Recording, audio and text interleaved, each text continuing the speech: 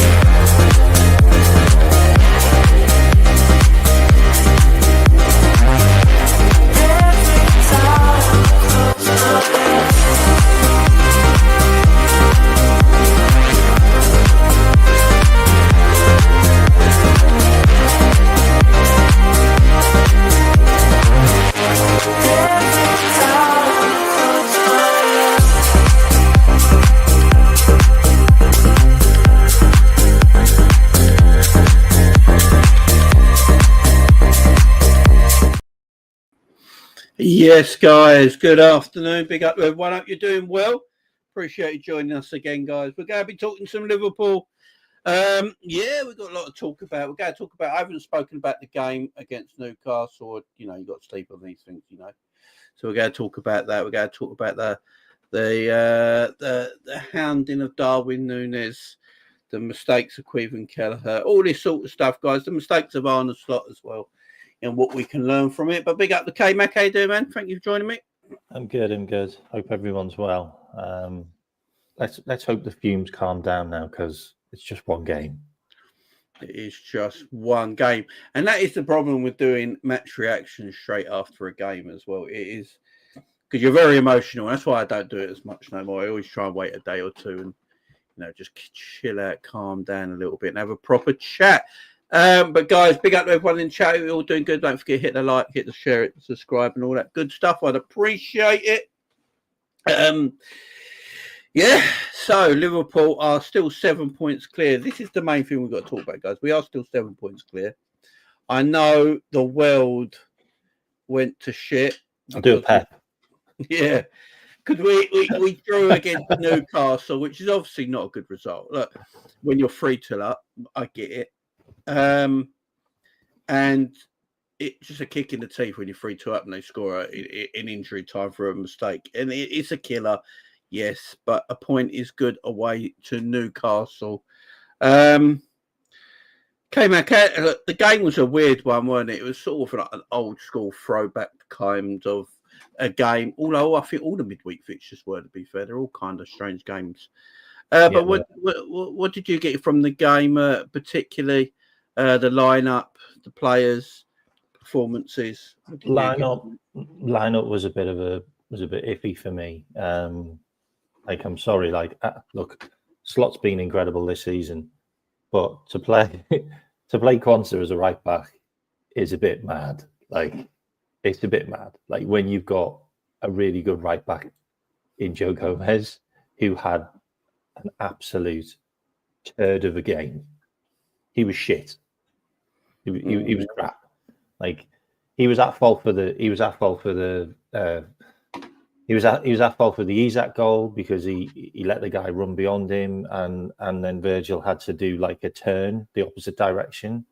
So it looked like it was Virgil's fault when it wasn't. It was Joe Gomez's fault, and then Joe Gomez's fault was for the second goal.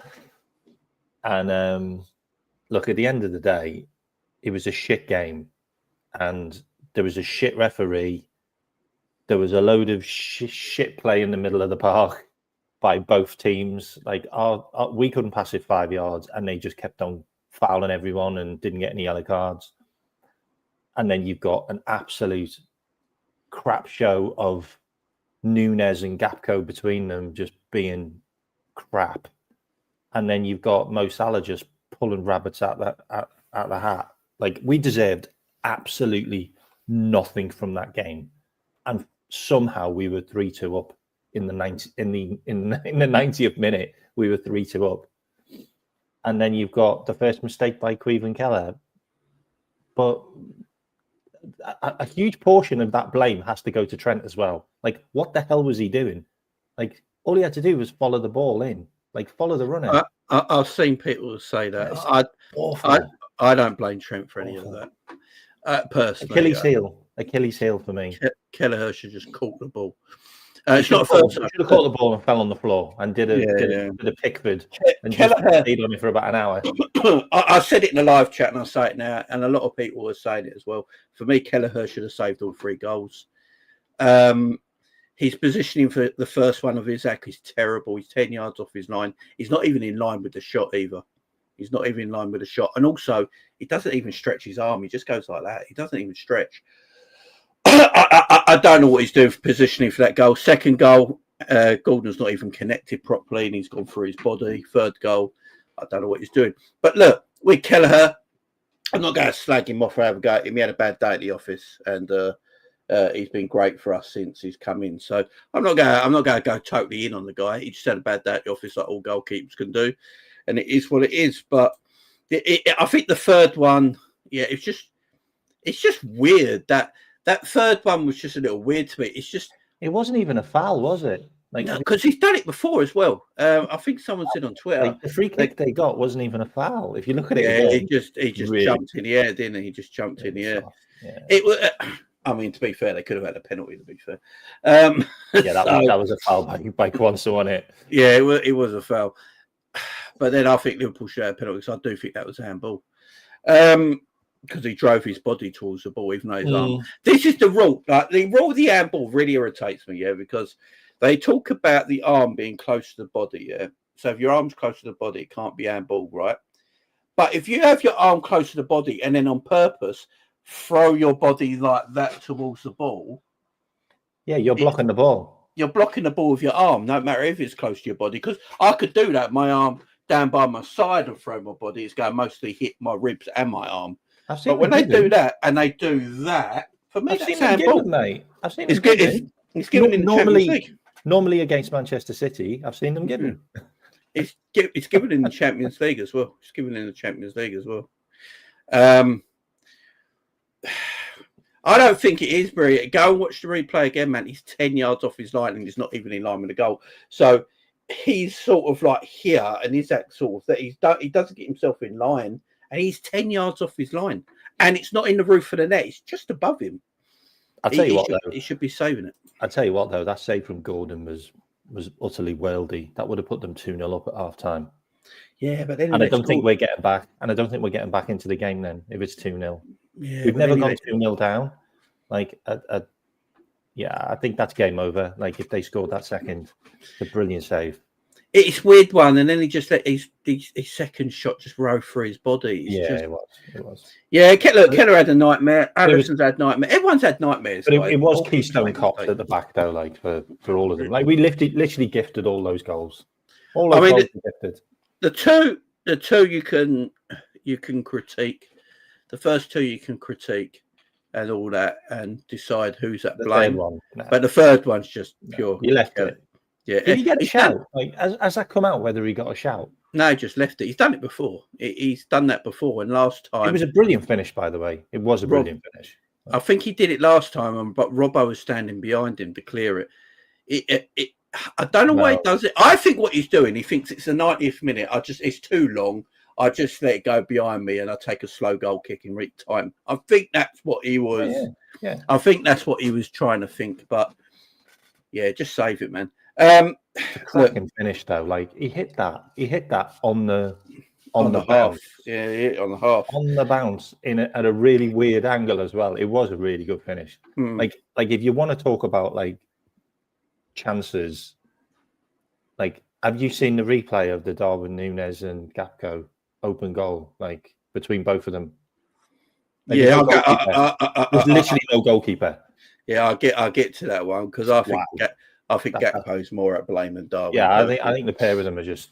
I think Gakpo got away with that. I think all the thing on Darwin was about. Well, if you've got Fabian Schär scoring one on the half volley from that angle, and you've got a header with no goalkeeper, I don't know what Gakpo was doing. I don't know what Gakpo was doing. I think he misjudged it. I think he's misjudged the flight, and it's 50 pence off him.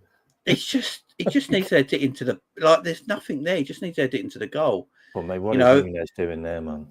I don't think you're looking at the ball. You literally stood there staring at the ball coming towards you.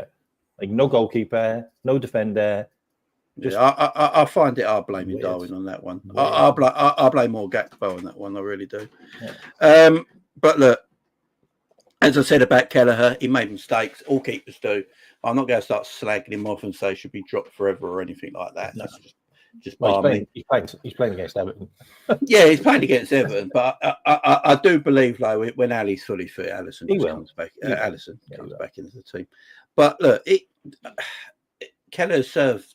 He's a great goalkeeper. So I'm not going. He's going to make us a shed load of money. Yeah, he just had a bad day at the office. Everyone's allowed a bad day at the office. I think everyone had a bad day at the office in that game, mate. Even the manager as well. I've not. Yeah, apart from Salah. Well, all I'm saying that Salah was shit in the first half. I didn't think Salah touched the ball. He was shit in the first half. But the second half, he just decided, you know what? I'll get to Salah in a minute. So we'll have a big chat about Mo.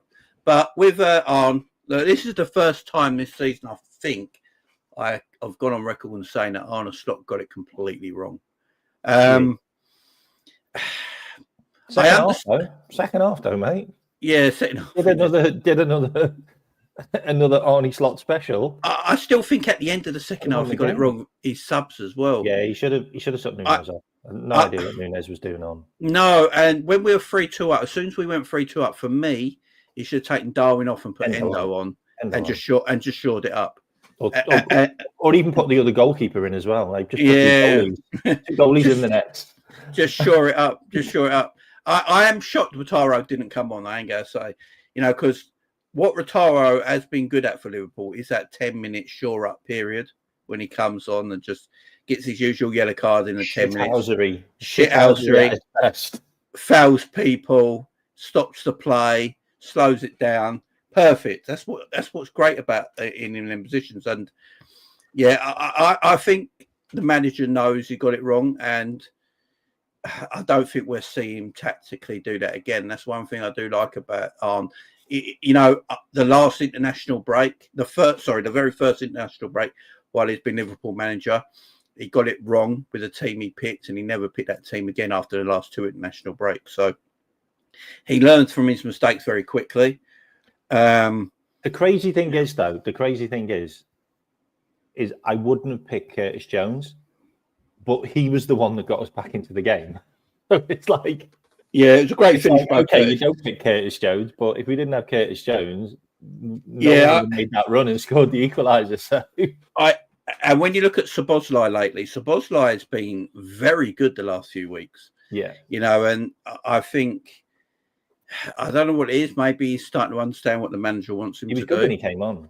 He's very good when he came on. That little dummy that when he let the ball run to Salah. Yeah. I think he needs to play. Like McAllister, we're going to get to the Everton game in a bit when we talk about McAllister not being available. So we'll probably see him play. But where will we see him play? We'll talk about. But look, he started Kwanzaa and Gomez on our right-hand side. And I can understand why he's trying to protect Trent, which I like. Trent's just come back from a bad injury. And he probably didn't feel like starting in 2 games in a space of a few days was the sensible thing to do when he's just come back from an injury. So I respect that. He's looking after the players' welfare, which I really like. So he felt like he had to go with Kwanzaa and Gomez. I just think he got it ran the wrong way. Yeah. So Kwanzaa should have just gone in at centre half. Gomez should have gone at right back. But he fancied it going the other way. And it just didn't work. Although, I will say, I do feel Kwanzaa was the better of the two for the game. Oh, yeah. No, I do think Kwanzaa was atrocious, man. I do think that Kwanzaa was the... I'm not saying Kwanzaa was great by any stretch of imagination, but performance-wise, if you look at both of them, I think Kwanzaa was the better of the two. And I think that's why Gomez is the one who came off as well. Yeah. Kwanzaa went in at centre half. I'm not going to get too much at Joey because I do think he's just not played. He had a good game against City, and then he came on and had a good substitute appearance in the game before as well. Mate, I'd rather take the 3 points off City than. Yeah, exactly. So I'd rather have Gomez at a game when we get a draw against Newcastle away than we get hammered by City, because that's so important that we took points off City. Sorry. Yeah, exactly. And we was always going to be tied in this game. We just came back from international break. Yeah. We had the most players in the Premier League that played for their international teams that week. And then we went away to Southampton. Then we had Real Madrid and Man City all in a week after international break. So I think the legs were going to be a bit tired, no doubt about that. Busy schedule. And then going away to Newcastle, Newcastle are going to be really up for it because they always are against the big teams.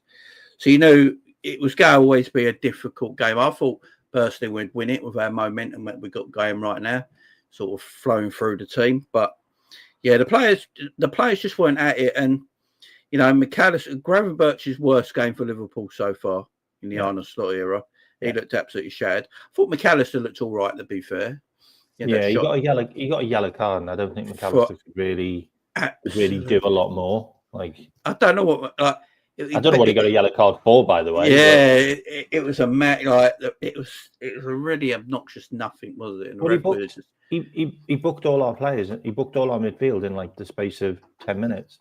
So we had Gravenberch on a yellow. We had McAllister on a yellow. So they couldn't make tackles. We couldn't make any tackles anymore. So we were just like, oh, great. Yeah. So it was and once they knew that, Newcastle pressed and then you've literally got Jolly just running around kicking players in the air and didn't even get booked.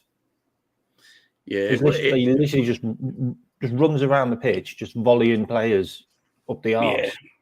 Joe Linton and doesn't. He's a shit player, by the way. He is shit. Joe. I'm surprised Joe Linton didn't get a booking in that game. 3 yellow cards I seen in that game, easy. The one on Gravenberch, we just left him in a heap. Yeah, on the floor, went straight through him, and then fell over on the floor, and he looked like he was injured. And then when the referee walked away, he got back up, and he was like, "Oh, okay, so you're doing that, are you?" Yeah.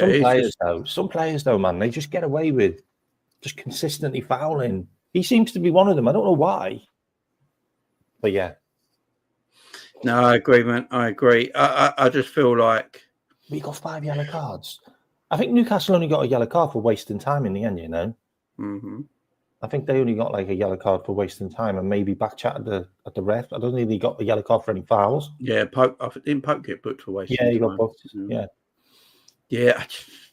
Other than them, it was a weird game of football. It was a shit game. It was a 3-0, but it was shit. So, obviously, after this game, social media did their thing and Yeah. attacked Darwin Nunez. Now, Oh, I did as well. I'm all for attacking a player if you're criticising a player and you're using critique. That's fine. Oh, okay. Yeah, mine was critique. if you're, I just feel like, look, I think we all know Darwin's not good enough. And it's not. I think people they will go at Darwin a lot, but they will protect others. Where I believe in that game, there was like 8 players that could all got the equal amount of the same shit, if that makes sense. You know, Darwin was crap, but you know, so was Gakpo, so was like Gomez, you know, the keeper. Everyone was like, there was so many players we could have gave equal billing to, but because Darwin is the big pricey player, he is the striker. Look, we know it's never worked under Liverpool so far. It's now been 2 managers where it's not worked. You know, Klopp and with Slot at this moment in time. None of them can seem to get. I don't know what Darwin's game is at the moment, because Darwin's not a natural finisher. And because Darwin's not a natural finisher, he needs to score a lot of goals by volume. Like a lot of volume goals. That's what Darwin needs to do. But then he doesn't really get himself into position to get volumes of goals, not being a natural finisher. So I don't know how Darwin's going to succeed. You know, he had that obviously chance.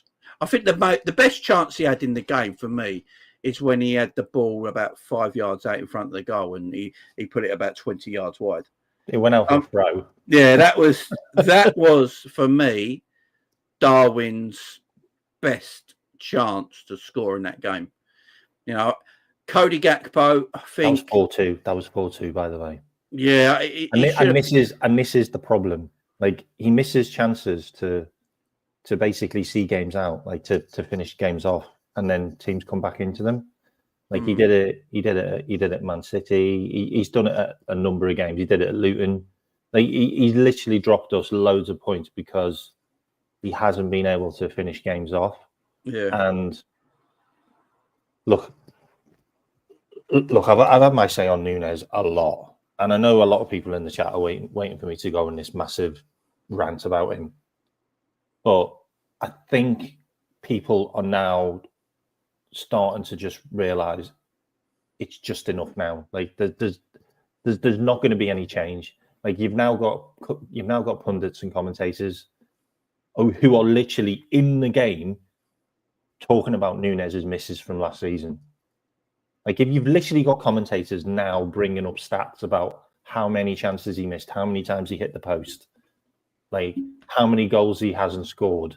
Like when you're starting to get the media talk about him in those terms, you know that he's kind of crossed the line. Like he's kind of gone a bridge too far now. Like Slot's not even talking about him in press conferences now.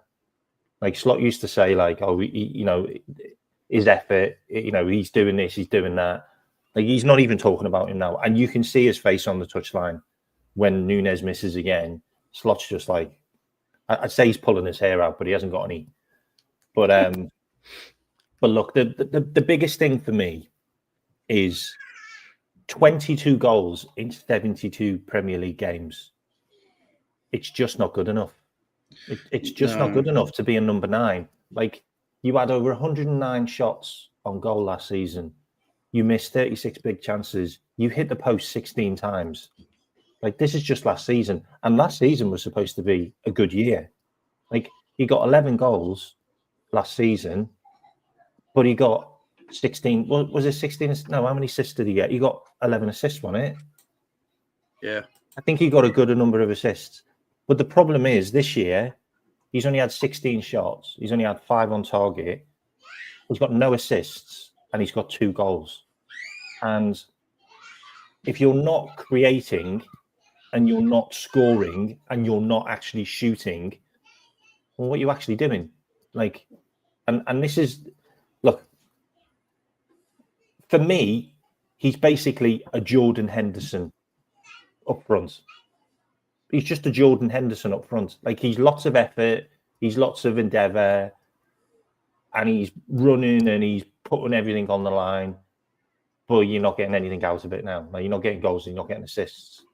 So what are you actually doing anymore? Like, yeah. And the epitome is the guy on the opposite side, Isak, is the guy we need.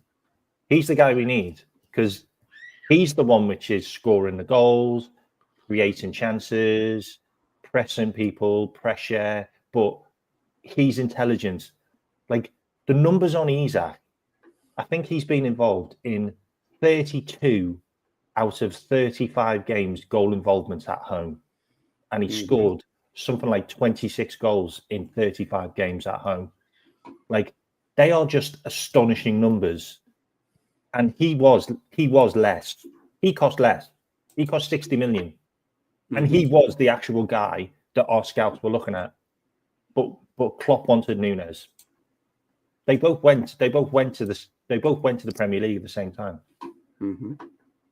So he's the polar opposite. And when you see someone do that and you see ours not do that, you just have to sit there and go, enough's enough now. Like, it's 3 years. Like I actually see him being worse than he was when we signed him now. And I'm starting to think, why is that? Like, why have you got worse? Like your numbers are lower, your assists are lower, your shots are lower. Like why have you got worse under a team that's got better? Like, everyone's got better around you, but you've not got better. Like, I can't get my head around that. Salah's got better, Diaz has got better, Gakpo's got better, but you've gone worse. Like, for me, I'm not even bothered about money. I'm really not bothered about money now. Like, just get them out on loan and just get someone else in who can do a job. Like, there's plenty of players. Like, we could take Victor Osimhen on loan. Like, he's gone on loan to Galatasaray. Like, we could just get him on loan for the rest of the season. Like, would you not rather have him? Like, you know, give Jadon Danns a run. Like, and we also need to have a conversation about Jota now. We need to have a conversation about Jota. Like, Jota gets an injury that, like, was supposed to be 2 weeks. What is it, like 3 months? Punched his lung, didn't he? It's insane. Like, this guy, he gets so many innocuous injuries. Like, guy lands on top of him and he's done. Guy lands on top of him, he's done. Like he might come back again and guy lands on top of him and he's done again. Like, yeah, we just need to move on from these players now, unfortunately. I agree with everything you said there. Paul, I'd love Mamouche, mate. I'd love Mamouche, but I don't think Mamouche plays as a number 9. Right, so here's my thing on the whole number 9 thing for Liverpool. I don't think you can get an elite goal scorer while you got Mo Salah at the football club. I just don't think it works. I literally just don't think it works. But could you get a guy that scores 10 goals? You can get a strike. Like, I think someone like João Pedro would work beautifully in between Diaz and Mo Salah, because, you know, our main goal scorers are wide players. Mo Salah, like, I know, like, Ferguson's available on loan, by the way. Yeah, so I've seen Ferguson's available on loan. Sorry, I thought I'd just throw that one in as well, because he's actually been mentioned that he's actually available on loan. So you could go and get Ferguson. Like, would he do a better job? The Brighton lad? Probably. For me, João Pedro's the man. If Liverpool got any sense, just go and get João Pedro. He's big money in. When we got Mo Salah and that at the football club, you're not going to be able to play with an elite striker up front. It just don't work. And I think what people are not getting around at the moment. So I keep seeing this all the time. Like, Liverpool's main goal scorer is Mo Salah, and so yeah, he has to be because he is our main goal scorer. No, but Slotter's had to use him as our main supply because he knows that the number 9 isn't scoring. Like, yeah, but we can't play number 9 with Mo. This is the thing: you can't play an out number 9 with Mo Salah in the team because he is your number 9. He just plays right wing. This is what. So you get a guy. So you get a guy that's really creative then, like a Firmino. You get another. Yeah, that's Firmino right. And that is what our team is based on. I know people don't like to hear it, but Liverpool still like to play a false nine, even with Slot. So Look would how you? deep. Look how deep. Okay. So devil's advocate. Would you not just play Curtis Jones there? I'd play Szoboszlai there. Or Szoboszlai? Curtis Jones or Yeah. Szoboszlai? Would you not just play those two? I think Szoboszlai as a false nine would do work more than Darwin Nunez. I really do. I really do. I just look. Everyone forgets the amount of goals Bobby scored. You know, Bobby scored a lot of goals as well. Bobby will get. He used to get goals and create a lot of effort, a lot of chances as well for your wide players to score. Didn't Bobby get over 100 goals? Didn't he get over 100 goals for Liverpool? Our two main goal scorers at Liverpool were Mane and Mo Salah. Yeah. But Bobby was your false number 9 who still got goals but did everything else. We haven't really changed away from that yet.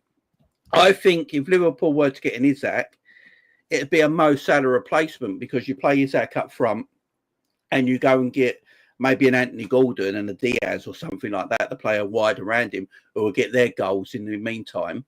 You know, we also need to talk about Diaz as well, by the way. Yeah, and your main goal scorer will be your front man, right? Like it is in football, full stop. I just feel like because Salah's on 5th. I think Salah this season in all competitions has got 15 goals and 12 assists.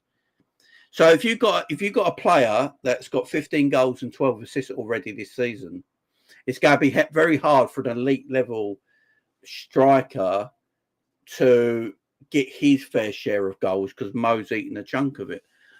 So and the way we play is still with wide men, you know, they're our best players there. So if you go and get a João Pedro and João Pedro in his Liverpool team can get 15 goals a season.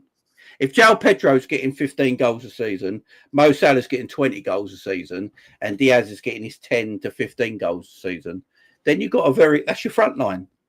That is how Liverpool were under Bobby. Mane will get his 15 to 20, Mo will get 20 plus, and Bobby usually gets around 10 to 15, apart from when he had that odd season when he got 28 goals in all comps. You know, that's your team. And then you've got the bases of midfielders. Like Curtis Jones is starting to get some goals now. If you get McAllister further up the pitch, he will get the odd goal here and there too.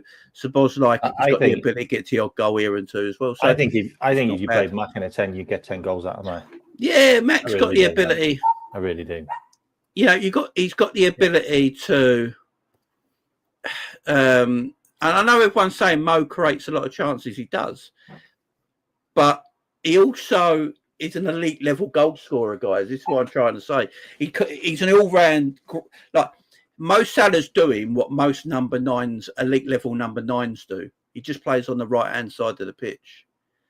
So if you've got your elite level number 9 playing on the right-hand side of the pitch, it's very difficult then to go and get an elite level number 9 that will share the goals with Mo, if that makes sense. So I think Isak's a wonderful footballer. I just don't think Isak works in this Liverpool team. Because I was using Isak as an example. No, I think he's a wonderful player. Yeah, I think he's a wonderful player. I just don't think because Isak would have to be the main man. No, Isak's the main man at Newcastle. Up top, the game is on Isak. You know, everything's pointed at Isak. He's got the ability to hold the ball, feed the ball out wide, play 1-2s, and then finish everything off. But he wouldn't be the main man. So with the Salah thing, I actually think that our coach has looked at the team and he's gone, hang on a minute, like the whole team was revolved around Nunez, getting the ball to Nunez, and Nunez, you know, having chances, and him being the guy that takes all the shots and the clear-cut chances, by the way. And this was last season.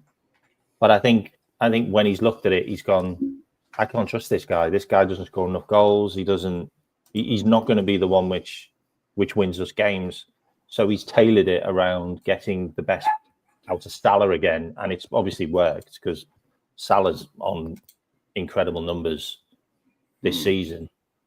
And maybe if he does get a number 9 that that he can rely on, it goes back the opposite way, or maybe this wide player that we keep on being linked with. I mean, we're linked with Kvaratskhelia again. Like we're linked with Nico Williams now. By the way, to be linked with people like Kvaratskhelia and all that. Yeah, if you're linked with them kind of players, that must mean you're thinking about getting an elite level striker to play with him, or you're going to use Mo as the 9. Yeah, you're going to use Mo as the 9. Like, you use Mo as the 9, he doesn't need his pace anymore. He doesn't need to do as much work rate. I mean, he's so clinical. Mo is like, I don't care what anyone says. Like, put the ball in the box with Mo, and I reckon you got 1 in 2. 1 in 2 every single game. Like 2 chances, 1 goal, instantly. Like, and then you've got your elite level right winger, which Mo was there to do. But now you'd have another guy that provides for Mo, or makes the run, which takes away the defenders, so Mo's got more time. Because if you look at the way Mo's been playing now, Mo isn't doing as many sprints. He's not doing as many trackbacks. Like, that's all been brought up by Sky, and Sky is saying, "Oh, he's regret." No, he's not regressing. It's just Slot's getting the best out of him. Like, he's not flogging him like a dead horse, like which Klopp did every single game consistently, putting in so much effort that in the end he's going to burn out. So Mo's now conserving what energy he's got, and he's not having to do as much work, but he's getting himself into the box more. So Mo touches the ball in the box more now than he's ever done before.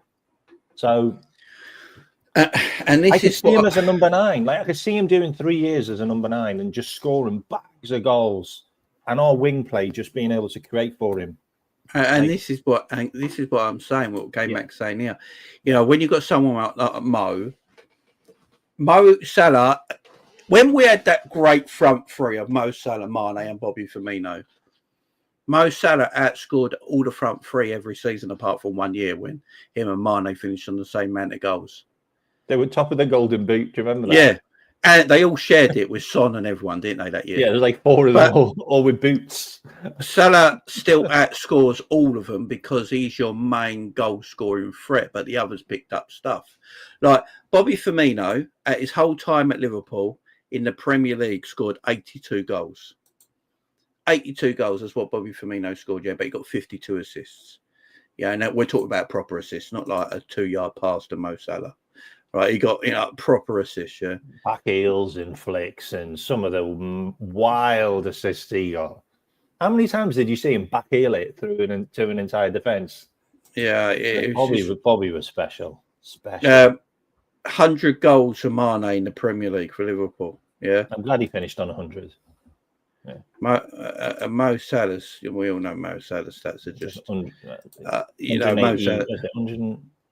So Mo Salah's got 170 Premier League goals, which it's just like, guys, if I read you these stats out, 277 Premier League games, 170 Premier League goals, 77 Premier League assists. Yeah, wow, he's 4 assists. He's 4 assists away from Beckham. Yeah, if I read you them stats, you'd think that's an elite level number 9, wouldn't you? And that's what I'm trying to say. So, if they want to change your game, so if Salah left Liverpool, I think what Liverpool go and do under Arne Slot is they don't go for a like-for-like comparison with Mo Salah. I think they go for more creative wingers on the wide areas. Because even if you look at Luis Diaz this season, he started the season really well. He's got 5 Premier League goals.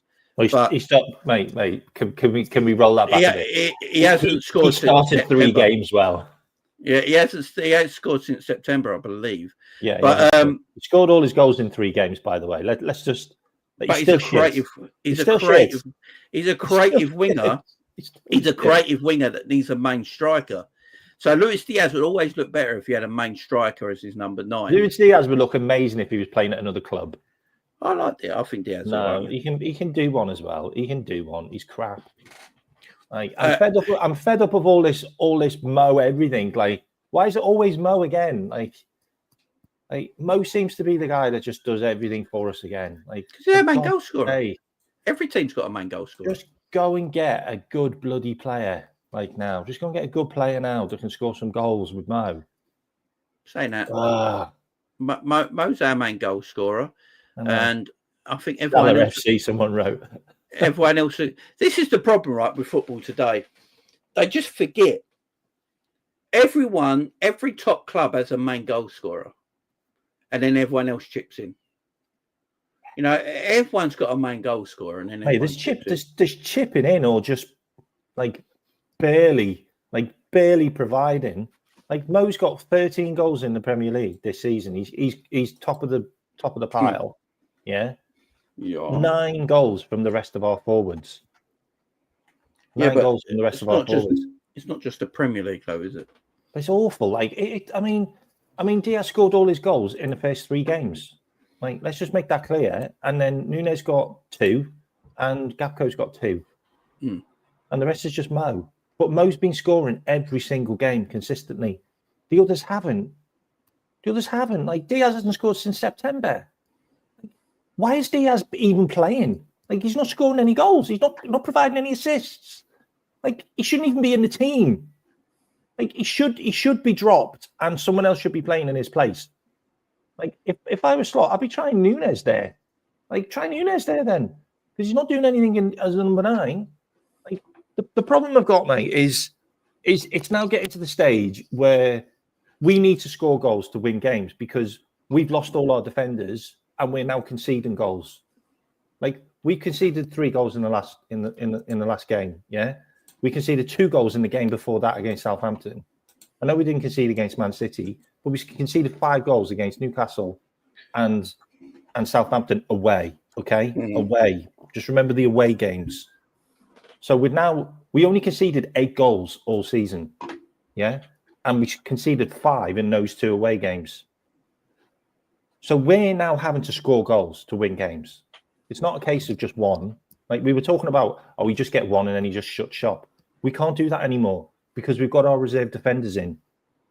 We've got all our reserve defenders in. Like, Tsimikas is our first choice left back when he's fit. Like, he just is. No, but he just is. Like, I mean, Slot wants to play him. Slot wants to play him, but he can't because he's injured now. Far better. So we've now only got 5 defenders left, and 2 of them aren't great. Like, they're not in great form, and they haven't played enough games to be in form, if I'm completely honest. So now you've got a situation where we're coming up to games thick and fast. We've got Everton, we've got Fulham, we've got West Ham, we've got Leicester, yeah, and they're all fighting for their lives. All of those teams are fighting for their lives.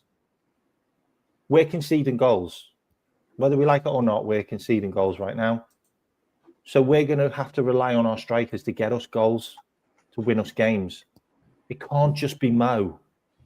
It can't just be Mo, and it's going to have to be him again because we wouldn't have got nothing against Newcastle if it wasn't for Mo because he got 2 goals and an assist. Manchester City broke the deadlock with an unbelievable assist. Like we can't rely on our forwards anymore if it's not Mo. They also won the Premier League with just 1 goal scorer. I mean, they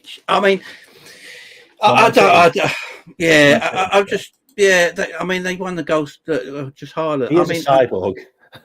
So in all competitions this season with our front 3, Luis Diaz has got 9 goals in all comps. Cody Gakpo's got 8 goals in all comps.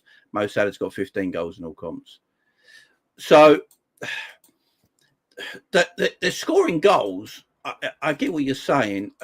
Like Diaz and Cody are they're not known for getting 20 goals a season, all right? So them 2 are not. It's just not in their game. It's not their nature to get 20 goals a season. Get rid of them. Someone whose nature it is. I don't think they need to get 20 goals a season, though. That's the thing. I just think you've got to go and get a better number 9. Because let's face it, Darwin Nunez was meant to be the main goal scorer. That's why we paid up to 85 million quid for him. I think you get a better left back as well. A left winger as well.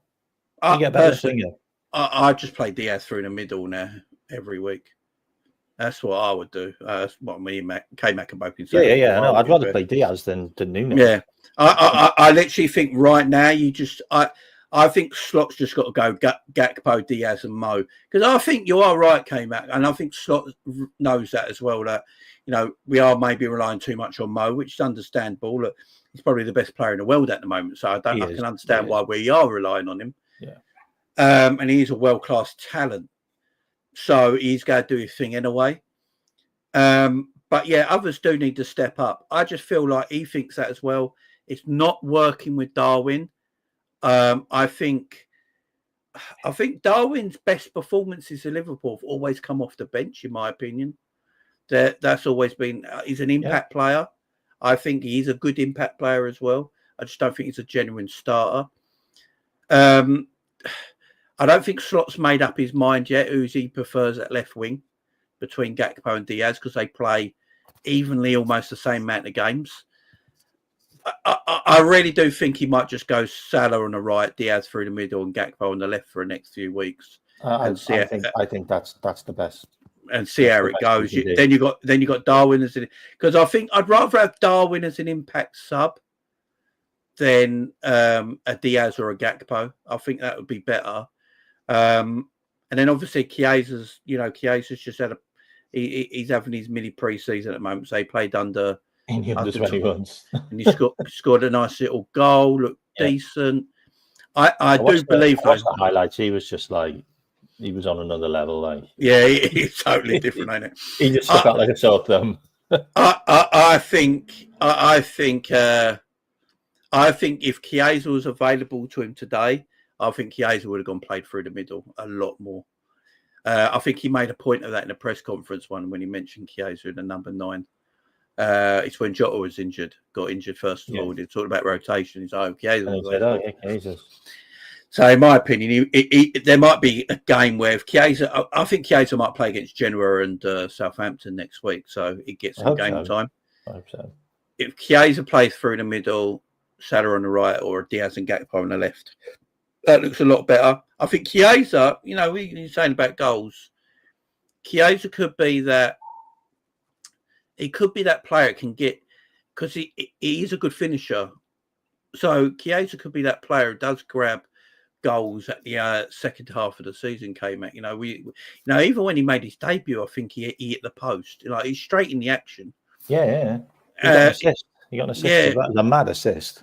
Is that one when he kicked it into the ground? And it just bounced off the floor and then he went up. Oh, is it the bicycle kick? Was it the bicycle kick? No, it was like a.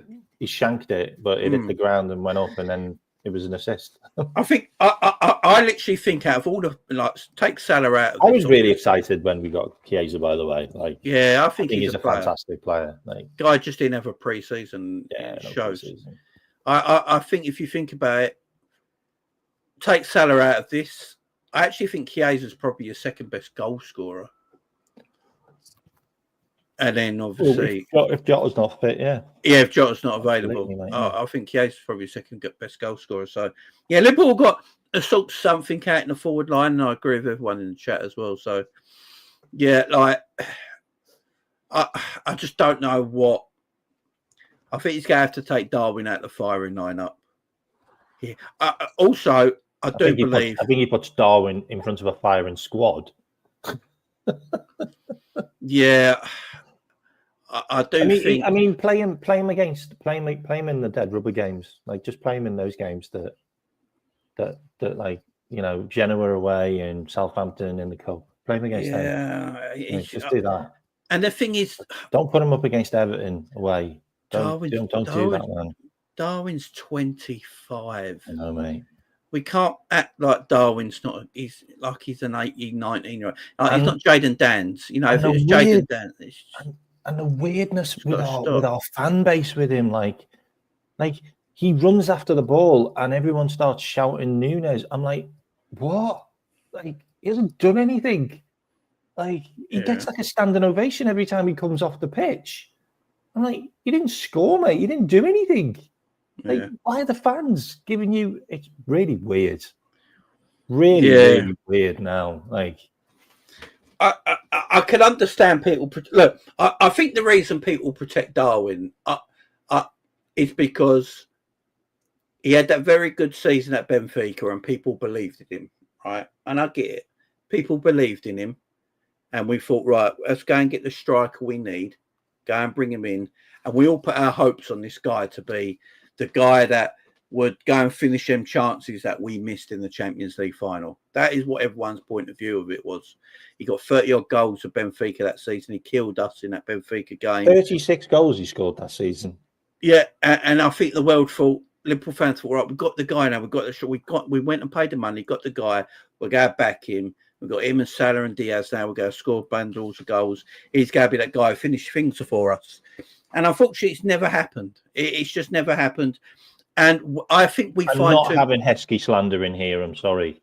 No, Heskey was better than Darwin. Heskey was brilliant. Do you remember the season he had when he scored 20 goals? Yeah, Heskey's better. No, I'm not having Heskey slander. Sorry. Heskey was good for him. He was good. He was good. And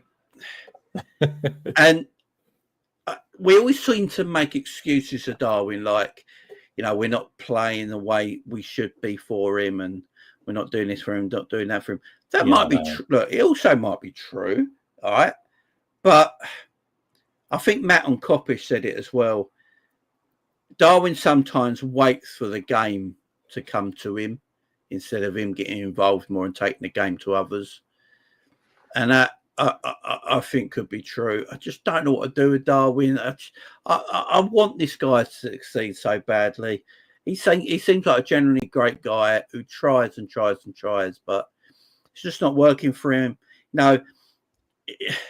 Yes, his slot playing a little deeper, maybe, but he does get chances. We can't sit here and pretend he don't get chances, and he's not clinical enough. That's the problem. And if he's only getting limited chances, then chances come to him, then he's got to put the ball in the back of the net.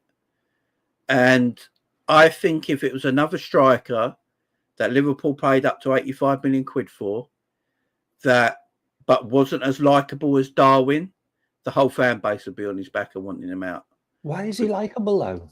I think he's just a nice guy. He seems like why have all the fans like connected to him? I don't get it.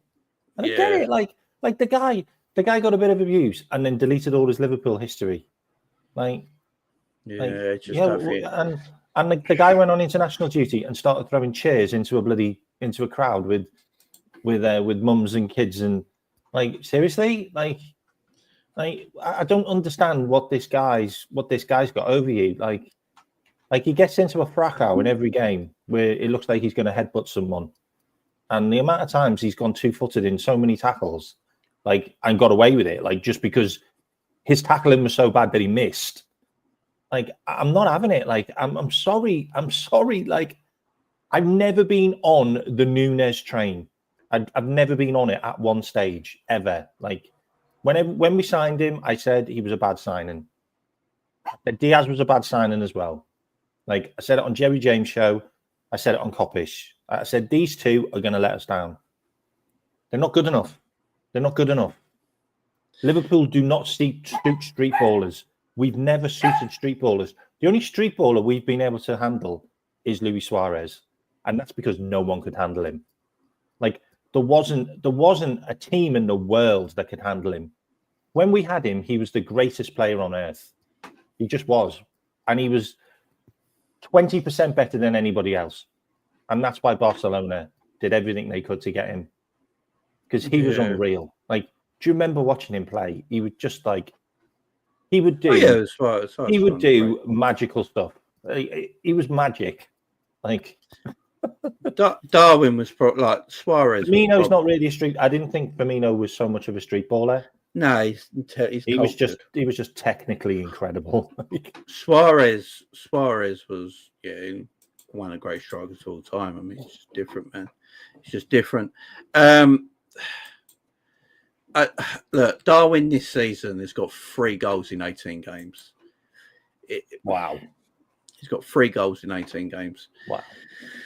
I mean, if you roll it back to last season, when was the last time he scored last season as well? I think we're going back about 27 games, maybe 29 games. So he's got 22 goals in 76 Premier League games. God, that's shocking.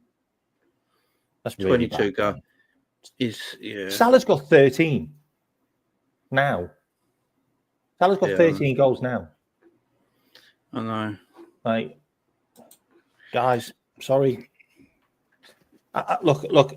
I've said this on many shows. There's always a player or two that's going to let your team down. There's always a player or two that's going to let your team down, and they're going to be the reason why you don't win a cup or you get beaten by an opposition and it puts you out of the race. There's always a player. It was Lovren, there was Mignolet, there was Moreno, there was players in the past that Liverpool had that were always going to let you down. This time round, it's going to be Nunez. It's going to be Nunez this time round, because we're not going to score the goal, which is going to get you the points to put you where you need to be. And it was last season he didn't do it. Last season, the last 9 games, Nunez and Diaz didn't score a goal. They didn't score a goal. So how are you supposed to win games if you don't score goals? Like, you can't rely on Salah. You can't rely on Salah on the last half of the season, because Salah's always had drop-offs at the last half of the season because he gets tired. He always has an incredible first half of the season, Salah, always. It's the last part of the season you need more players to chip in when the going gets tough. And he's not the guy. He's not the guy that's going to be able to do it. Yeah, it's I just don't know what I just don't. I don't understand. Like, I can understand people wanting to protect Darwin. I can get it. I understand it. I want Darwin to do well.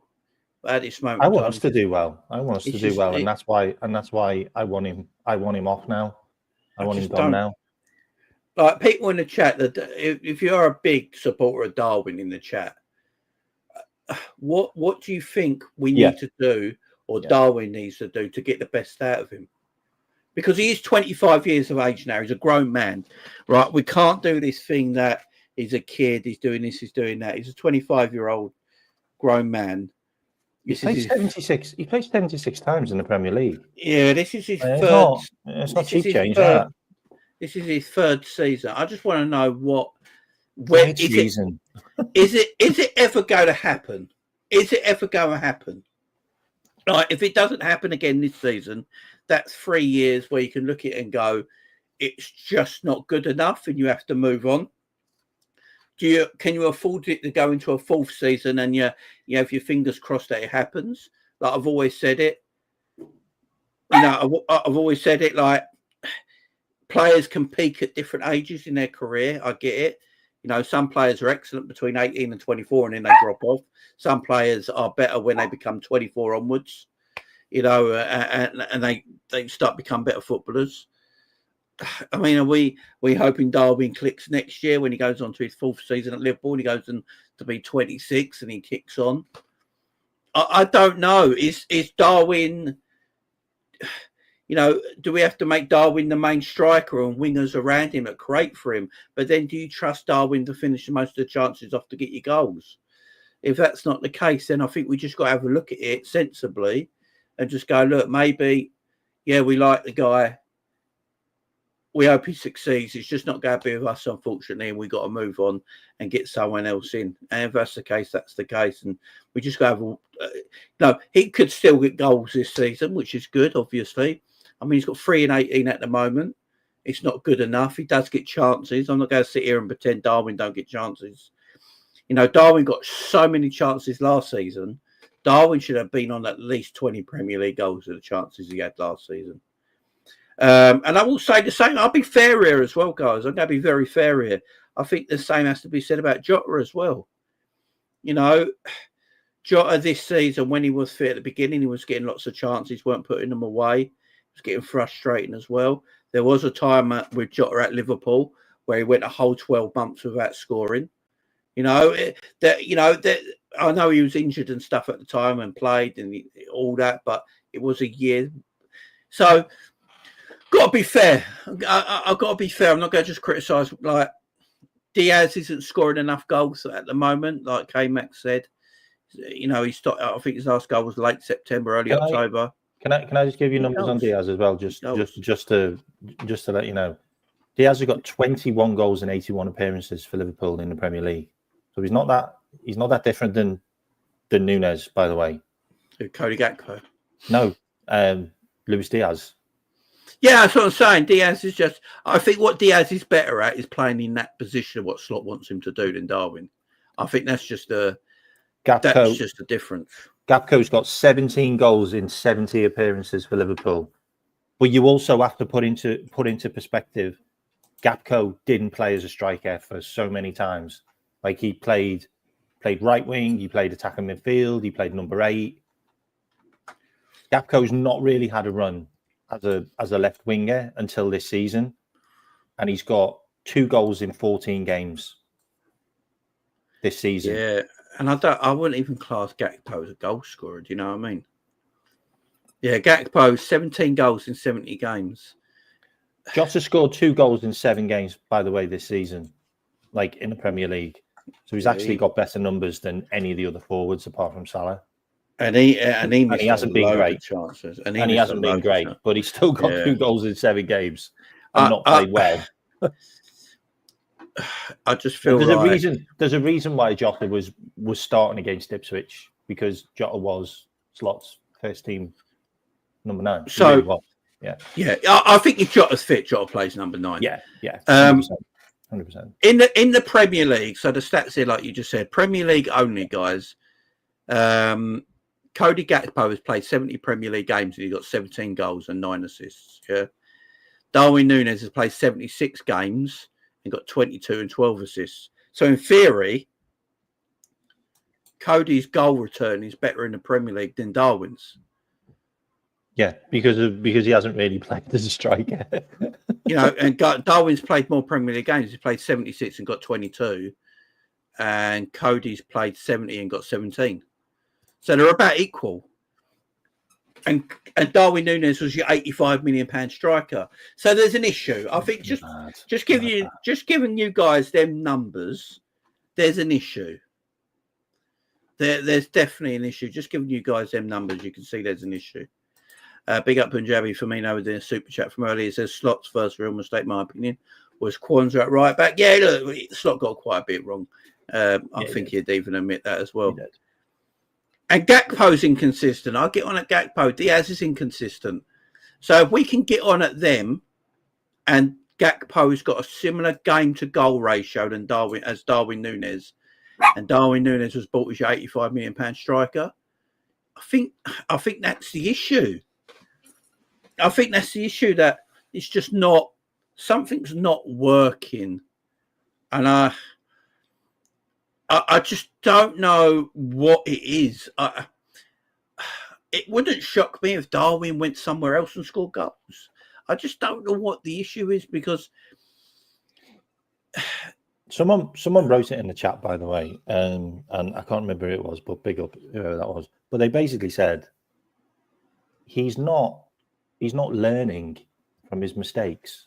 Like if you're getting in the wrong position and you're missing, then work on that, because you know what it is.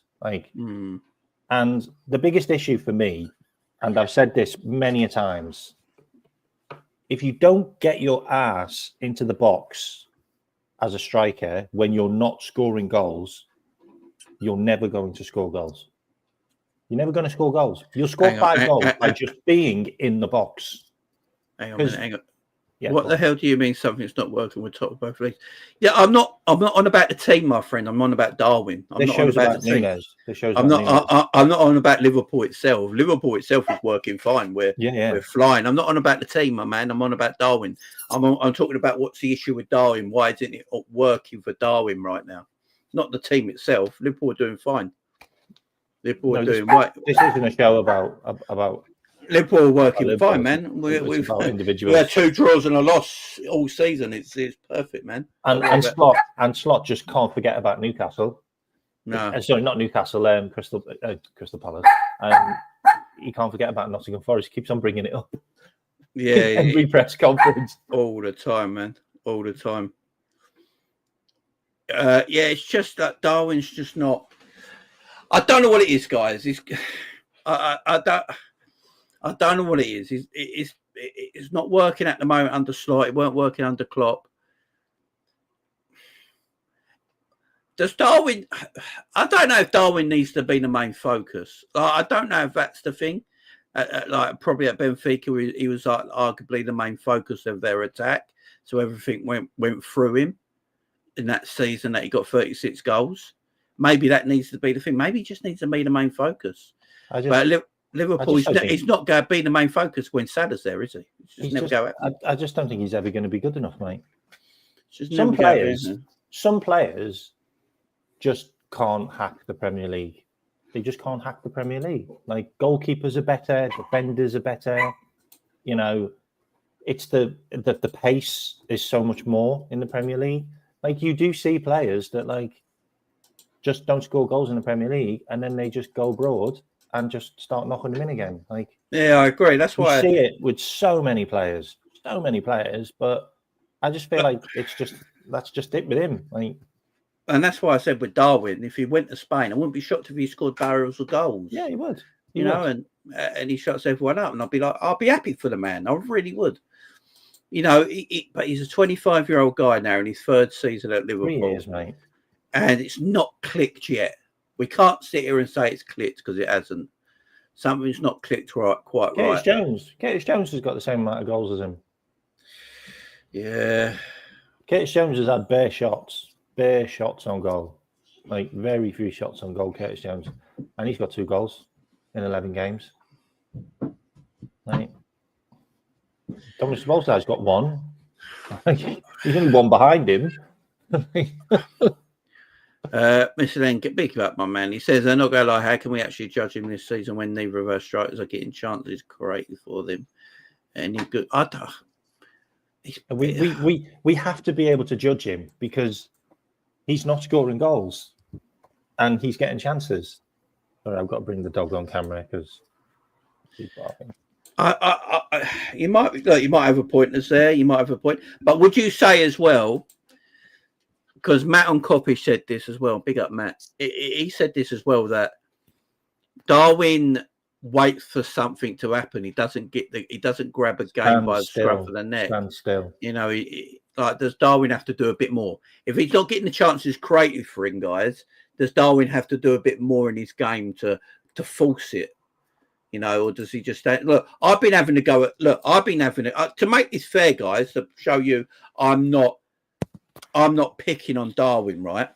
I've said this about Haaland, yeah? Haaland, for me, is probably the most elite finisher in world football. His goals and games suggest that, yeah? But he's so basic as a footballer in other parts of his game that when he's not scoring goals, it's completely anonymous. You wouldn't know he's on the pitch. You know, he doesn't do anything. He doesn't involve himself. He is just a finisher. So, you know, it's not just me picking on Darwin. I've made this point about Haaland before as well. And I feel with Darwin, if he's not getting... And Darwin's not... I think we can all agree Darwin's not Haaland level of finishing. You know, even the biggest Darwin fans can agree with that. He's not the Haaland level of finishing. But Darwin has got a lot to his game. Darwin has got a lot to his game where he can... You know, he's got great acceleration and pace and athleticism. He's aggressive. I just don't think we see that enough from him either. You know, if Darwin's not scoring a goal, he has got tools in his locker that can affect games. I'm not going to sit here and pretend Darwin's dead. Darwin's got more yellow cards than goals, so I don't want him to be any. I don't want him to be any more aggressive. But you know, you could be aggressive in your play without being foul. Yeah, he gets booked a lot now.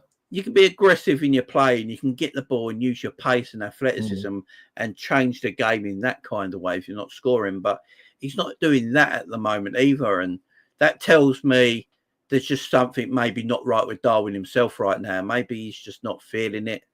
Maybe he can't get the grips of what Slot wants from his team, what he wants from him. I don't know, but I'd love to wake up tomorrow. He plays against Everton and scores a hat-trick. I'll be the most happy Liverpool fan in the world. I really don't want him against Everton. I'll be the most happy Liverpool fan in the world if he went and done that. I'm going to make a bet with the person in the chat. Okay, I'm going to make a bet with the person in the chat that he doesn't score against Accrington Stanley. Oh, he's got to play against Accrington Stanley. He doesn't score against them. He doesn't score against them. Surely he's got to play against Accrington Stanley.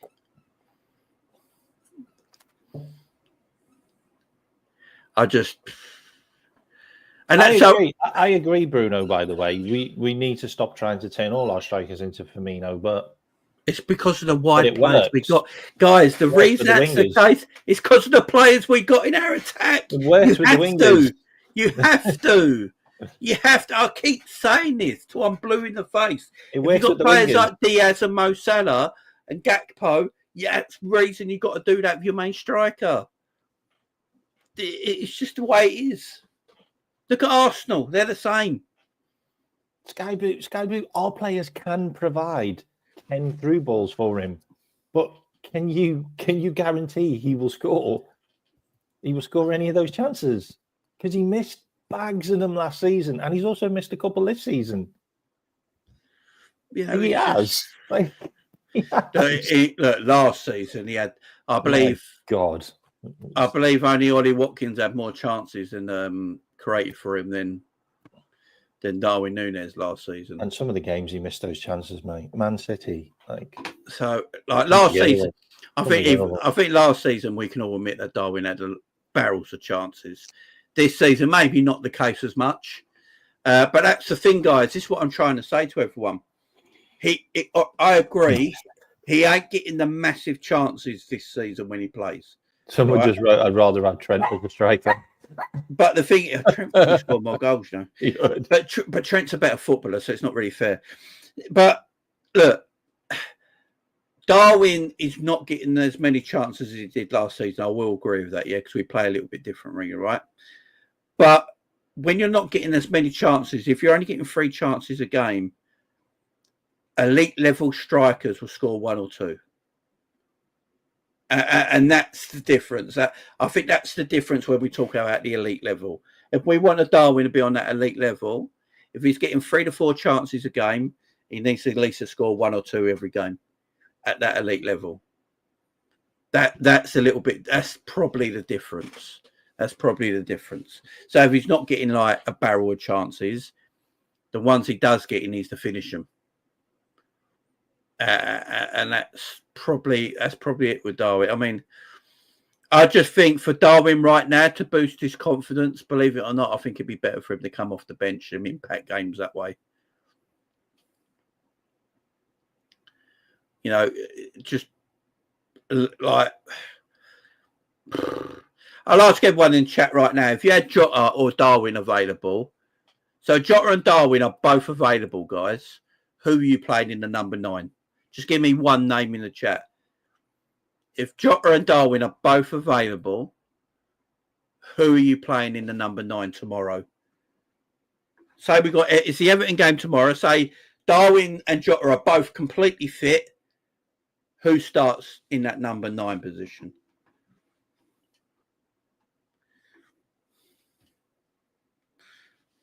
A lot of 100% Jota. 100% Jota. Can I just give you numbers on him this season though? So he scored 2 goals. Yeah. He's had 16 shots. He's had 7 on target. He's missed 3 big chances out of 16 shots. He's only scored 2 goals. Okay. So he's got an assist. He created 2 big chances. He's been offside 5 times, so he's still doing the offside thing. And this is the one which obviously people talk about a lot. He's got 22 recoveries. He's won 37 duels, but he's lost 59 duels. And he's won 8 aerial duels, and he's lost 20. And he's got 7 clearances. All of the defensive stats, they're not bad. Like 14 tackles, like they're not bad. Yeah, Darwin puts a shift in. That's what I always. Well, why are you there? You don't need to be there. Like you're in the wrong place. Like, and this is what I'm trying to get across. Like, if you're not in form as a striker, the first thing you do is you just make sure that you're in the box more. That's just the first thing you do. Just using your brain. What am I going to do? I'm a forward. I'm not scoring enough goals. What should I do? I know. I should be in the box where the ball is more because I've got more chance of scoring a goal when I'm there. But he doesn't get into the box anymore. Like, he doesn't shoot enough. He spends more time battling and trying to win balls in the wrong end of the pitch. Like, I don't need you to be a defender, Nunez. I need you to be our forward because you're a number 9. Like, what are you, like a 9-stroke sweeper? Like, do the basics first. Go all the way back to the basics because that's all you can do. Like, as a sportsman, if you're not in form, you go back to basics and you start again. Okay, what am I good at? Okay, I'm good at a forward. Okay, what are my strengths? My strengths is I'm good at winning the ball. I'm good at shooting. You know, I'm good at getting shots off. Like, he's good at testing the goalkeeper, and you know, no doubt he's good at testing the goalkeeper. So go back to basics. Get your ass in the box and try and score goals. I don't need you battling in midfield. I don't need you doing clearances in our half. I need you being in the penalty area because that's where you get your goals. That's where the number 9 plays. Like, and if you can't do that, go somewhere else. Go somewhere else because we can get someone that can do that. And I'm not talking about him no more. That's it. The only thing I will say about Darwin, it all depends what Slot's asking him to do. So if Slot's asking him to asking him to score goals, mate, because he keeps on talking about everyone not scoring enough goals. But if Slot's asking him to come deep and do all that stuff, it's very hard to do that and be in the box at the same time. That's the only thing I could think of there. Because them stats are mad. Because the stats you just gave are a player that looks like he's been asked to play a deeper role. So if he's asked to play a deeper role, can he be in the box at the same time? That's going to be difficult. That's going to limit your goals. I don't know. I really don't know. So, yeah, I'm playing devil's advocate a bit because otherwise we just all have the same conversation. Yeah, I'm just saying, like, if I don't play devil's advocate, guys, we're all having the same conversation. It don't really make for good viewing, you know. So I've got to do something. Jamie Carragher or Darwin Nunez. This is a quote from Jamie Carragher yesterday. I am not having the Origi slander by Carragher. Yeah, I'm going to read it out.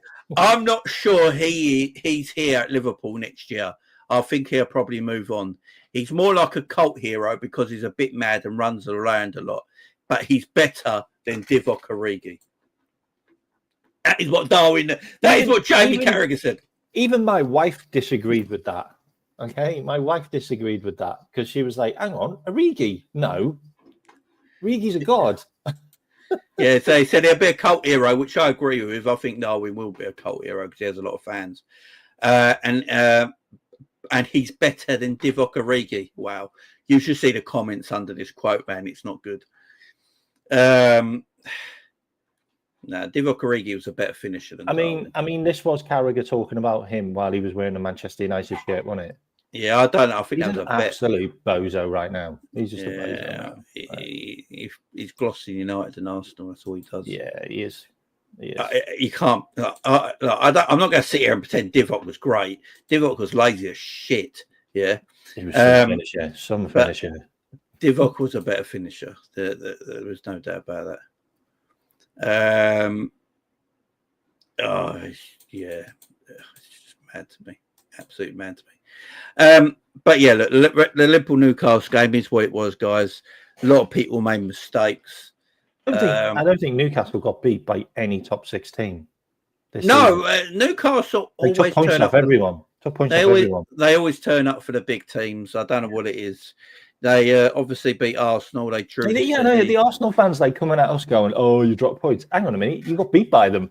Yeah, I mean, I think the thing that's so frustrating is that we should have bloody won the game. But yeah, we were winning. That's the frustrating thing. We were winning. Talking about we shouldn't have been winning, but we were winning because we shouldn't have been winning, but we were winning. Yeah, we were winning because of one Mohamed Salah. In that Newcastle game, I witnessed Mohamed Salah just turned himself into Steven Gerrard and just he went, you know what? You guys ain't doing it today. Mate, I'm getting 3 points. Mate, that equaliser by Curtis Jones was Gerrard-esque. And then he runs around doing this.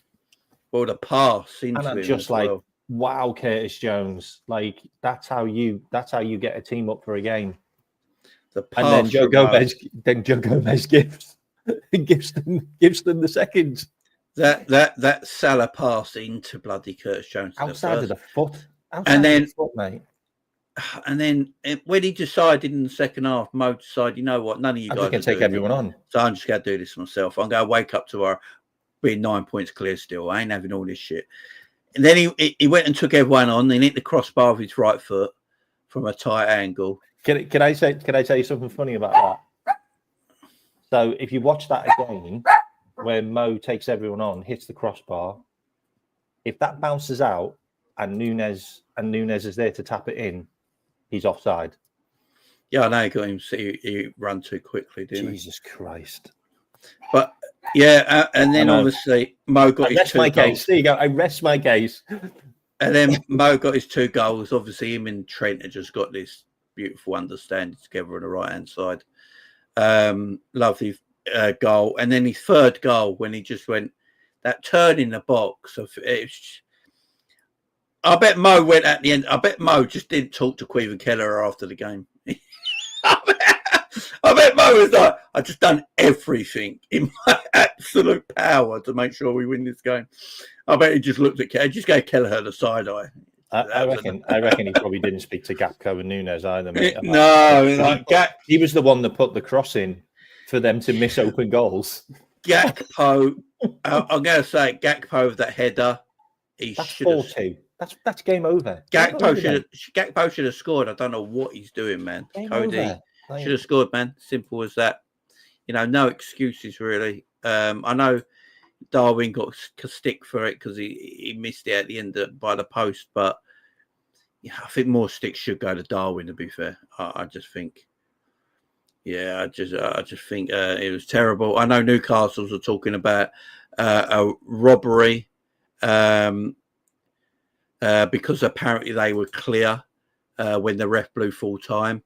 But if they go back on the video, I've seen a couple of Newcastle fans actually do shows on this now and go, yeah, if you watch the game back, the referee actually blows the whistle as the goalkeeper releases the ball. So yeah, he does. Yeah, he does. There was no robbery there. Should have Newcastle had a penalty? Yes, let's be honest, we were robbed all the way through the game. Yeah, Newcastle should have had a penalty. I'm not going to sit here and pretend they shouldn't have. Yeah, it was a penalty. They should have had a penalty, but for me, Liverpool should have had one as well. Yeah.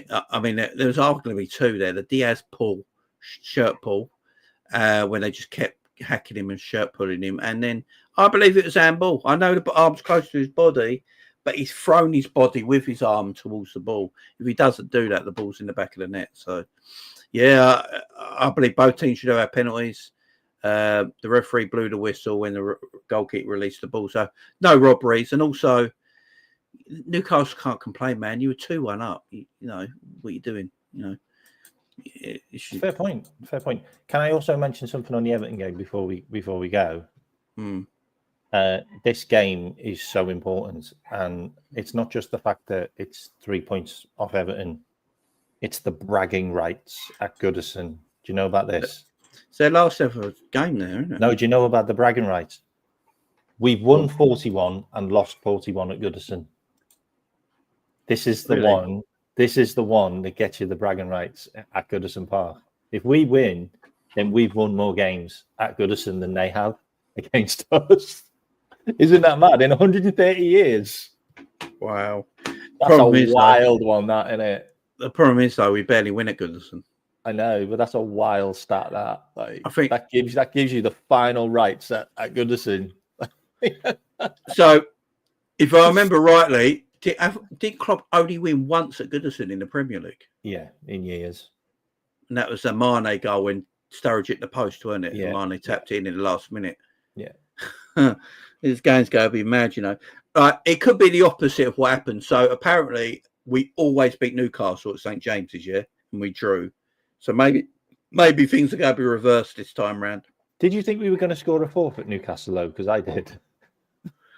Yeah, we were going to win it 4-3 in the end. It's a weird game. It was weird. All the midweek games are weird. Weird. I didn't. I watched the Arsenal Man United game, and I didn't even think Arsenal were that good. You know, obviously took 2 set-piece goals to get it done, but that's what they do. United. They're great at it. Set-piece Arteta. Berbatov calling them Stoke City was hilarious. But That's what Arsenal do, man. And they're good at it. I mean, if we had a set piece, like that'd be great. But it'd be good if we had a set piece coach. Do you know we have got one? Do you know what the Liverpool have only got one less set piece goal in Arsenal? It's mad, ain't it? We've reverted to short corners now because we're so crap. We set pieces. We've reverted to short corners. Yeah, we apparently only got two goals less. Man United have got one goal less at set pieces than Arsenal. So although Arsenal are good at set pieces, it's a bit of a myth that they score loads and loads and loads from them. 1-0 4-1. Oh yeah, the 4-1 game. No, that was 4-2 that game, wasn't it? Was that at Goodison or Anfield? I thought he only won once at Goodison. I thought that was at Anfield. Yeah, can't remember. We've got a lot of draws. Yeah. A lot of 0-0s. Yeah, we don't win. We win away games at Anfield against Everton usually, don't we? So, no, there was a 4-1 in 2021. Yeah, there was. Yeah, was that a cup though? I don't know. Anyway, he wasn't that great. That is a fact. Yeah, it was a weird time. Yes, so ITV have found a way of getting Liverpool at 12:15 in the FA Cup. So Liverpool, look, to be fair, if we play at 7:30 in the morning against Acton Stanley, we should win, so it shouldn't be a problem. But Liverpool have been given the 12:15 slot for their FA Cup game on ITV against Acton Stanley, which is, they just love putting us on at the 12. If there's a 12 in the time, Liverpool will play. There's no doubt about it. So, yeah, they even found a way of doing that. So, big up ITV for how you did it. I don't know. But, yeah, 12:15. But, again, if that game was 7:30 in the morning, we should still be Acton Stanley. But, yeah, there's two games came out, where obviously McAllister's banned for Girona and he's banned for the Everton game. For everything. He's gone on holiday. No, so he's got a week off. Now, for me, the Girona game I don't think matters too much. Big up, Jerry. Oh, big up, Jerry in the house. How you doing, man? Jerry, write it in the chat, mate. Do you remember when I told you that Nunez and Diaz weren't good enough for Liverpool when we signed them?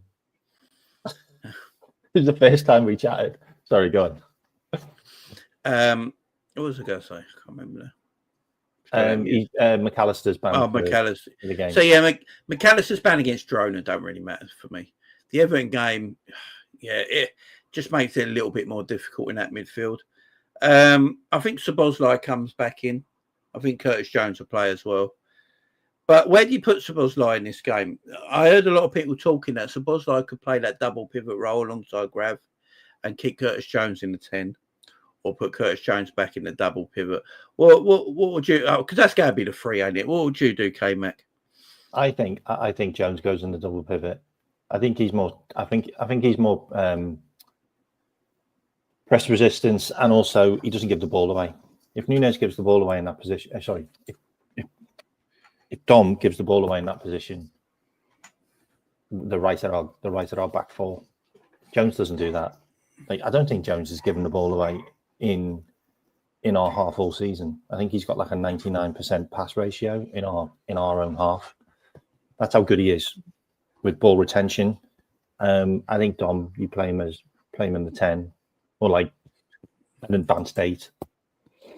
Yeah, I agree. And also, I agree. he's just a monster off the ball. Like, he's just a monster off the ball right now. Like, his run rate, his pressing, it's just his engine. Like, he'll harass their back four.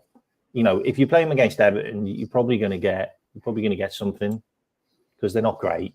They're not a great team. Like, they're going to be playing Ashley Young, for God's sake. He's like 39. Like, get at him. You know what I mean? And you've got who's the other guy? Who's the right back who's really old as well? Was it? It was the Irish one. Yeah, the Irish lad. Yeah, I know you mean. Yeah, get at him as well. Like, you can get it at their back four, and Dom will really get you that. The thing about it as well, I think McAllister genuinely needs a rest as well. Though, like he's not had. Yeah, Coleman. That's it. Well in, Jerry. Just get at those two. They've got no pace. You know, you could get at those two. You force them to go long, and then you get the ball back. What we need to do in this game is we just need to take the emotion out of it, like completely take the emotion out of it, and then it's an easy game. No, it really I agree. is. I agree with that. I agree with that. We've also got a shit ref for this game as well, by the way. They're all shit, to be fair. No, I mean we've got 2 Manchester refs, I think, for this. It's not great. Yeah, it's not great refs for this game. Michael Oliver we've got, by the way. Sorry. So what's interesting is that Gravenberch is one yellow card away from getting to suspension. Yeah. Right. So our next game's obviously Everton tomorrow. Then we've got Girona, and then we've got Fulham at home, and then we've got Southampton. That Fulham's going to be a hard game, you know. Now, he ain't going to play the Carabao Cup because he hasn't played a single Carabao Cup game all season. The Girona game, I think Gravenberch might be rested for as well because it's the early kickoff as well. It's a 5:45 kickoff in the Champions League. Yeah, I got a feeling Gravenberch might be rested for that game. And he might go like Endo and Curtis Jones in the midfield pivot for Girona. We get a draw. That's good enough for us. That. Yeah. We just need to finish 8th. We need to finish in the top 8. Yeah, Southampton game again. He might get a rest there. Now, I'm playing Gravenberch against Everton, right? Because I'd rather Gravenberch get his yellow card against Everton and miss the Fulham game and then miss, because our next Premier League game after that is away to Tottenham. So if he's 1 yellow card away from suspension, I think Arne Slot would prefer him to play against Everton, get the yellow card and miss the home game to Fulham, but then be available for the away game against Tottenham. So, yeah, he's got to work it out because Grab's got to get a booking. There's no doubt. So takes the booking against Everton tomorrow. Take the booking against Everton. Miss the Fulham game. Be back for that. And be back for the. I know Spurs are worse than Fulham guys, but it is Spurs away from home. Yeah, and Spurs are they're Jekyll and Hyde, aren't they? You don't know what you can. They're a Jekyll and Hyde. Spurs are going to be good against the big teams. Yeah, Spurs is away. That's why I'm saying is I think Liverpool could be more protected by playing Fulham at home without a Gravenberch than playing Tottenham away without a Gravenberch. You know, if he doesn't get his, he could go obviously and play these next 2 league games and not actually get a booking. But then, a game after his Boxing Day home game against Leicester, where you could argue he didn't have to play that. So it's going to be. It might be a tactical booking. Don't be if you see Gravenberch tomorrow get a tactical booking, then yeah. If we score a goal in the 90th minute and it's not Gravenberch and he takes his shirt off. Yeah. Like if he gets a tactical booking, And this is obviously true as well. He could avoid yellows. He definitely could. At the moment, Liverpool seems to get yellows for everything. The problem is Everton on Sunday. I think tomorrow. I think it's going to be quite a rough game. Yeah. And Newcastle. I think they could put feet in, and it's going to be everything. So, yeah. And look, if Grav misses out, I know people want Gravenberch to rest, but if Gravenberch is going to not play the Girona game and not play the Southampton game, and he is suspended for the Fulham game, that means Gravenberch won't be seen again until the 22nd of December. Which isn't a bad thing, by the way, because he's been flogged. Yeah, so and he gets his rest, and he started to look a bit leggy, like he was. And I think, and I think that's where Slot's got to start trusting. He's got to trust. He's got to play Endo in a game. He's going to have to play with Tyro Endo in a game. He's just going to have to pick and choose where he plays it, because you can't. Look, I'm always at the thing that you shouldn't rotate too much and try and keep your best players on the pitch as much as you can, because I think that's how you're more successful. Look at the most successful teams in history. Their main players play as mostly all the matches. Man City was the same. Yeah, they played mostly all the matches. You got to play your best players as much as possible to win games of football. So Grav will need to be rested. So he's have to put Endo in eventually. Yeah. And look, January window, we need a midfielder. There's no doubt about it. Need a midfielder. Zubimendi. Zubimendi's there, man. Just go and get it done. But guys, go leave it there. Big up to everyone joining me. That's my thoughts on the Newcastle game. I didn't want to do it too soon after the game, guys, because just emotions run. Sleep on it, think about it. We can have a breakdown of the whole game. So it's been good stuff. We've got Everton tomorrow. I'll be back tomorrow with the Everton game. And also, look, there's a lot of rumours about Mo Salah and his contract signing. So we'll keep our eyes on that. If it happens, it happens. We'll obviously go live. Is he tier 1 or is he tier 2? I think he's tier 2. I don't know nothing about him. Yeah, no. I think he's generally tier 2. Mo Salah follows him, though. I will say that. Mo Salah does follow him on his socials. And, yeah, so that's just... I've said it time and time again. Tell you what, man, if it's 3 years, I am buzzing. I think the club are waiting for a particular time to do the deals. So yeah, that's wait and see, guys. So if anything breaks there, I'll go live again as well. But if nothing happens, I'll see you again tomorrow for the Liverpool game, guys. So big up to everyone. Enjoy your Fridays, and I'll see you tomorrow. Bye bye for now.